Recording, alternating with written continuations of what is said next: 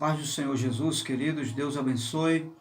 Este amigo que vos fala, Pastor Sérgio, nós estamos aqui de volta e para compartilhar mais um vídeo com um tema que vai abençoar a sua vida, quem sabe tirar muitas dúvidas. E eu quero convidar você para, atenciosamente, à luz da palavra de Deus que nós estaremos lendo, refletir comigo uma porção da palavra do Senhor. Para tanto, quero convidar você para orar. Mas antes, eu quero convidar você também para se inscrever no canal. Ative o sininho de notificações e esteja sempre recebendo os novos vídeos que certamente estarão e que tenham o propósito de abençoar você. Eu quero convidar você para orar. Faça uma oração comigo nesse momento, antes de ouvir a mensagem do Senhor. Bendito Deus, eterno Pai, nós te louvamos pela bendita oportunidade de orar, pela liberdade de poder falar com o Senhor. Reconhecemos nossa indignidade e reconhecemos a grandeza do Teu poder. Perdoe os nossos pecados e nesta hora, Senhor, aqui e aí onde esse servo estiver ouvindo essa mensagem, que o Teu Espírito esteja operando em nossos corações, fazendo jus a Sua palavra em nosso ser, para a glória e para o louvor do Teu santo nome. Se você pode dizer amém, graças a Deus. Muito bem, eu quero convidar você para ler o Evangelho segundo escreveu São Mateus, capítulo 14, versículo 29 ao 31. Nós vamos ler 3 versículos apenas, para termos uma posição à luz do que nós estaremos tratando hoje aqui. Versículo 29 diz assim, Mateus 14, 29. Ou melhor, Mateus capítulo 14, versículo 28. Senhor, disse Pedro, se és tu, manda-me ir ter ao teu encontro. Disse Pedro. Jesus responde no verso 29. Venha, respondeu ele. Jesus respondeu, venha. Então Pedro saiu do barco, andou sobre as águas e foi na direção de Jesus. Continua o texto, verso 30. Mas quando reparou no vento, ficou com medo e começou a afundar, gritou. O texto ainda diz, Senhor, salva-me. Verso 31, imediatamente Jesus estendeu a mão, o segurou e disse, homem de pequena fé, por que duvidaste? E aqui eu quero abrir a nossa reflexão hoje com o seguinte tema, a proposta e o maior desafio da vida cristã. Você sabe qual é? A proposta de Deus e o maior desafio da vida cristã? Muito bem. À luz de uma cultura judaica, a história dos judeus vai nos trazer à tona a verdade de que os judeus, os mestres rabinos que ensinavam as crianças a partir dos 6 anos de idade, toda criança judeu, a partir dos 6 anos de idade, já começa a aprender a Torá. E os rabinos judeus tinham um ditado, e esse ditado dizia o seguinte para os alunos, cubram-se com a poeira dos nossos pés, ou seja, dos pés do seu rabino, do seu mestre, do seu educador. Ou seja, ser coberto com a poeira dos seus pés ou dos pés do seu mestre é parecer com ele.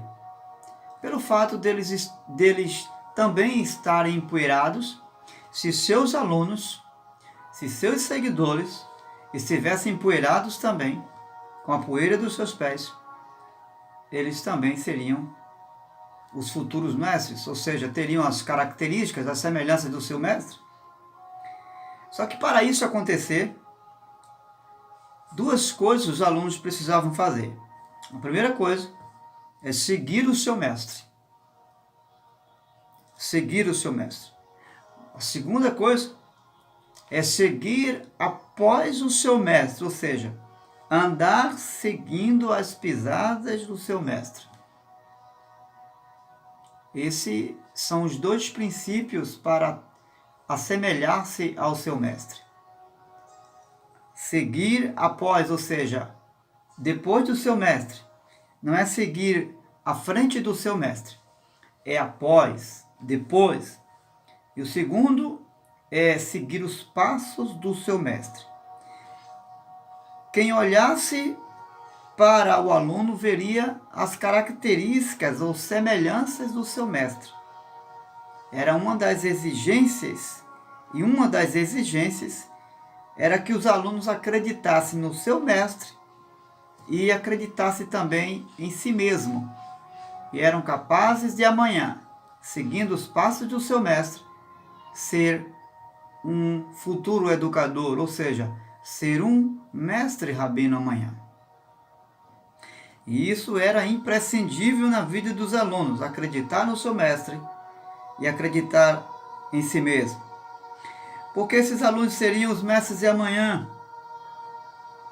os educadores que serviriam de guias para o povo judeu.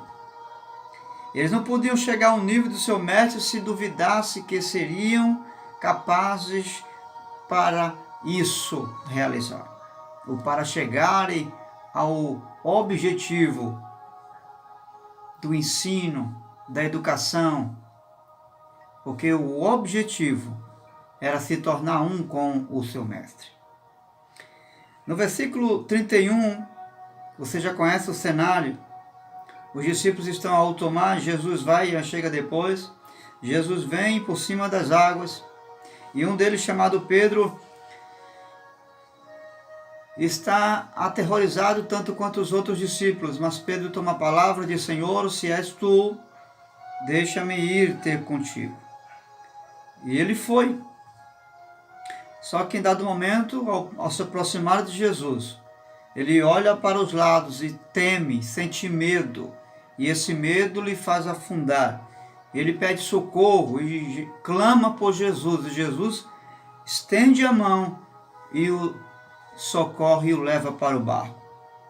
Mas Jesus não deixa esse socorro barato. Jesus repreende ele com muita severidade, dizendo: por que você duvidou, homem de pequena fé? Mas a verdade, a pergunta que não deixa calar é: do que foi que Pedro duvidou? De Jesus? Pedro duvidou da autoridade de Jesus? Não. Por que não? Porque Pedro creu em Jesus quando Jesus disse: venha. Ele também não duvidou de Jesus porque ele creu na autoridade de Jesus em mandá-lo ir, e ele foi. Ele obedeceu à voz do seu Senhor e foi. Pedro não duvida do poder do seu Senhor. Ele não duvida de Jesus. Então, Jesus repreende a dúvida de Pedro. Por quê? Por que Jesus repreende a dúvida de Pedro? Diz: homem de pequena fé, por que duvidaste? Porque, na verdade, a dúvida de Pedro não foi em Jesus. Não foi em não crer no poder e na autoridade de Jesus. A dúvida de Pedro foi em não acreditar que ele pudesse estar ali com Jesus andando por cima das águas. Esse foi o desafio. A dúvida de Pedro foi essa. E Jesus repreende ele severamente. Então aqui está, por não acreditar que poderia ser igual ao seu mestre. Aqui está a resposta da dúvida de Pedro. Ele não acreditou que poderia estar fazendo exatamente o que o seu Senhor estava fazendo. E Jesus repreende ele exatamente aí. E a proposta de Jesus é esta: é fazer discípulos iguais a ele, nem mais e nem menos. Iguais a ele. Essa é a proposta de Deus. Essa é a proposta do Senhor Jesus para nós. a proposta e o maior desafio da vida cristã não foi quando você saiu lá da igreja católica e veio para a igreja protestante. Essa não foi o maior desafio. Não foi, não foi. Mudar de religião não é um desafio, porque é algo comum. Todo mundo muda de religião. Todo mundo, qualquer pessoa pode mudar de uma religião e passar para uma outra religião. Então isso não é o desafio. O nosso maior desafio e a proposta de Deus não é passar a crer naquilo que nós antigamente não acreditávamos. Esse não é o desafio. Porque nós passamos a crer hoje em coisas que antigamente nós não acreditávamos. Por exemplo, quantos de nós dizíamos que homem que come carne e farinha não tem direito à salvação? Não é verdade? Pois é. Mas hoje você, esse homem que come carne e farinha, essa mulher, está dizendo que é salvo. Você passou a crer naquilo que você não acreditava. Isso não foi um desafio. O maior desafio também não foi receber um novo conceito moral do que é certo e daquilo que é errado. Porque isso você também já tinha. Antes de ser um cristão, você já sabia o que era certo. Que mentir não é o correto. Que roubar não é certo. Enfim, você tinha um conceito moral daquilo que deveria fazer e daquilo que você não deveria fazer. Qual a diferença hoje? A diferença hoje é que você alargou, ampliou esse raciocínio. O seu conceito ampliou-se mais do que era antes. Quer ver uma coisa? Na lei de Moisés, Jesus ele disse que era dente por dente e olho por olho. Né? Aí Jesus vem e diz, olha, eu vos digo que vocês devem amar o vosso próximo. Na lei, Jesus diz, olha, aquele que se prostituir ou que deitar com a mulher do seu próximo, comete adultério, será punido. Mas eu vos digo que se alguém pelo menos olhar e desejar, já cometeu adultério. Ou seja, Jesus ampliou o raciocínio, Jesus deixou a coisa mais clara para que possamos entender essa verdade. Então você só ampliou seu raciocínio e conceito moral. O desafio e a proposta de Deus não foi ter consciência de que agora você pode receber os favores de Deus porque você é crente. Não, senhor. Também não é isso. Por que não? Porque antes de ser crente, você já era beneficiado pela graça de Deus. Quantos livramentos Deus nos deu a você antes de você chegar ao pleno conhecimento da verdade? Quantas coisas Deus concedeu a você, favores que você recebeu que não merecia. E você vivia a trancos e barrancos sem temor de Deus. Mas Deus livrou você, ou seja, a graça já alcançava você. O favor imerecido já alcançou você. Antes de você aceitar Jesus. Então esse não foi o desafio. Esse não foi o maior desafio. Também o maior desafio não é servir a Cristo. Não, porque antes você também já servia o Senhor. Mesmo sem saber. Quando você dava esmola, ajudava alguém que precisava de você, você já estava servindo a Deus. Sem entendimento nenhum. Às vezes servia para aparecer, porque não tinha entendimento da graça. Mas você já servia a Deus. Hoje você serve com entendimento. Hoje você serve com graça, com sabedoria. Você tem uma amplitude no serviço de Deus. Você sabe o porquê. Há uma motivação correta do serviço que você faz. Mas o maior desafio não foi servir. Não, Senhor. A proposta e o desafio é nos tornar a semelhança de Jesus. A semelhança dele. Esse é o maior desafio. O meu maior desafio. A proposta de Deus para mim e para você é tornar a mim e tornar a você a imagem e semelhança do Filho de Deus. E de nos tornar exatamente como Ele é. Do jeito que Ele é. Por essa razão, Jesus chama os 12 discípulos para ficar e viver o tempo todo com Ele, durante 3 anos e meio. Ele chama 12 homens para transformá-los na sua imagem. Para viver com Ele, para permanecer com Ele, do seu lado, todos os dias. E por que isso? Por que isso? Porque apenas com a proximidade poderia ser gerada uma intimidade. A única forma de gerar uma intimidade é se aproximando de alguém. Por isso Jesus traz para perto dele os discípulos, para gerar uma intimidade. E gerando essa intimidade, é que é possível sermos transformados na imagem e a semelhança do Filho de Deus. E tudo isso para nos tornar iguais a Ele. Aleluia. Isso é possível nos tornar iguais a Jesus? Estando e vivendo perto de Jesus. Você está perto de Jesus? Você está vivendo a vida de Jesus? O que é estar perto de Jesus? É sentar à mesa com Ele. É ter comunhão com Ele e com aqueles que estão com Ele na mesa. O que é estar perto de Jesus? É buscar a Deus em oração. É não deixar de ir ao templo sempre que necessário, sempre que for preciso. É não deixar de fazer as obras de Jesus. É não deixar de abençoar como Ele abençoou. Tornar a semelhança de Jesus é perdoar como Ele perdoou. Não fazer diferente do que Ele fez. Se eu e você estivermos fazendo diferente do que Ele fez, nós estamos nos tornando a semelhança de qualquer coisa, menos a semelhança do Filho de Deus. A semelhança de Cristo. É estender a mão incondicionalmente a quem quer que seja que precise de nós.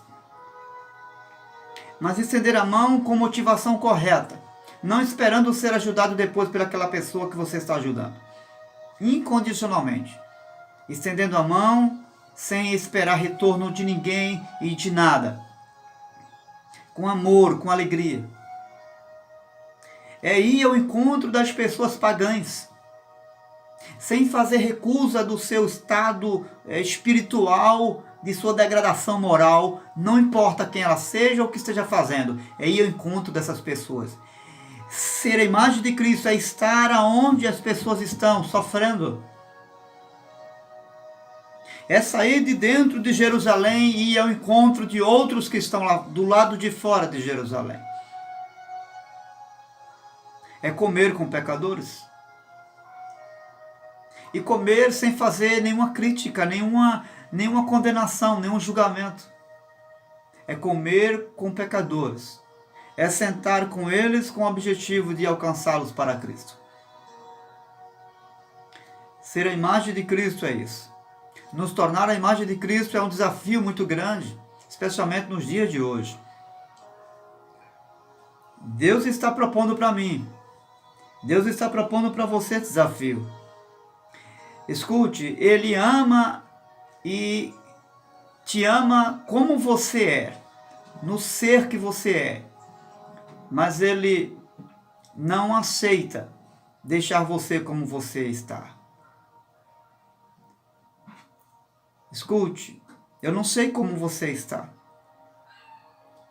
E eu particularmente conheço e sei como eu estou. Deus sabe como eu estou. Deus sabe como você está. Mas Ele não aceita deixarmos como nós estamos. Ele deseja nos trazer e nos fazer a semelhança do seu Filho. Ele não quer que você seja mais nem menos, apenas a semelhança do seu Filho. Você está sendo a semelhança do Filho de Deus?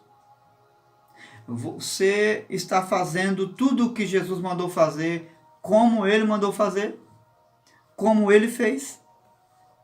Lembra da passagem do lava-pés? No final de tudo, Jesus disse: eu vos dei o exemplo, como eu vos fiz, fazei vós também. Será que nós estamos fazendo como Ele fez? Porque fazer simplesmente por fazer, porque Jesus mandou fazer, não basta. Eu e você temos que fazer como Jesus mandou fazer. Ele disse: façais como eu vos fiz. Assim como eu vos fiz, façais vós também. Como foi que Jesus abençoou as pessoas? Como foi que Jesus estendeu a mão para aquele que clamava por ele? Como foi que Jesus olhou para as pessoas? Como foi que Jesus se expressou para as pessoas? Como Jesus revelou as verdades duras de se ouvir para as pessoas? Como foi que Jesus pregou? Será que Jesus pregou esperando recompensa de alguém? Reconhecimento de alguém? Como Jesus liderou um pequeno grupo de 12 discípulos depois de uma massa maior? Como você está liderando? A semelhança de Cristo? Sua liderança está sendo uma liderança de autoridade ou de amor? Você está usando sua autoridade para liderar ou usando o amor de Cristo para liderar? Não faça de sua autoridade um poder para liderar. Transforme o poder e a autoridade que Deus lhe deu no serviço às pessoas, em serviço de amor às pessoas. Como você está à semelhança de Cristo? Como eu estou à semelhança de Cristo? Pense nisso. Pense com amor. Pense com carinho. E nós precisamos, não apenas como líderes, mas como membros, como igreja, como ovelhas do Senhor Jesus Cristo, nós precisamos fazer essa reflexão. Se eu estou fazendo qualquer tipo de coisa no reino de Deus, se eu estou prestando serviço no reino de Deus, se eu estou, não importa o que eu esteja fazendo, simplesmente fazendo sem fazer como Cristo fez, não é a essência aí. Não há bênção de Deus aí. Nós precisamos fazer como Cristo fez. Nós precisamos nos mover como Cristo se moveu. Viva a vida de Cristo. Essa é a proposta de Deus. Ser transformado à imagem do seu Filho. Que o dia de hoje seja mais uma oportunidade para que eu e você sejamos transformados à semelhança e imagem do seu Filho, Jesus Cristo. Que o mundo, dentro e fora dos portões da igreja, a nossa família, os vizinhos, os que nos conhecem, que vão nos conhecer ainda, ou quem sabe que não vão nos conhecer, mas vão ouvir falar de nós quando um dia partirmos, possa ter essa informação. Aquele homem, aquela mulher, viveu a imagem e a semelhança do Filho de Deus. Glorifique a Deus com esse testemunho, para a glória e louvor do nome de Jesus. Deus te abençoe. A minha luta, a sua luta, é nos tornar a imagem e a semelhança do Filho de Deus. Se isso não está acontecendo, reveja os seus conceitos, porque eu já estou vendo os meus conceitos.